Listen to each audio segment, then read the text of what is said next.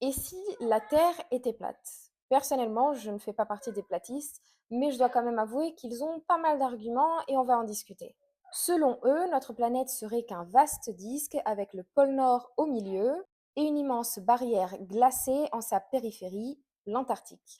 Selon eux, ce mur glacé servirait à ce que les océans ne s'échappent pas. Le ciel, quant à lui, serait un dôme solide et l'espace, une illusion.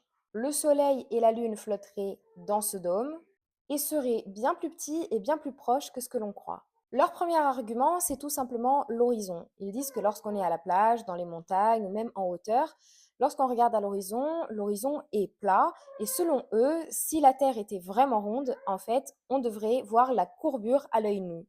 Selon eux, l'eau cherche toujours le niveau et elle ne peut pas épouser une courbe.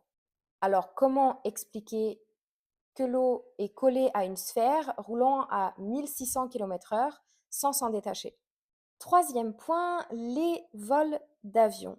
Selon eux, certains vols, surtout dans l'hémisphère sud, n'ont aucune logique, sauf si on part du principe que la carte, c'est une Terre plate. Et puis, bien entendu, je pense que tu l'attendais venir, la NASA. Selon eux, c'est là que tout commence. Selon eux, l'émission Apollo était truquée, l'atterrissage sur la Lune était faux, et ce mensonge serait une illusion dite au peuple, tenue depuis des siècles.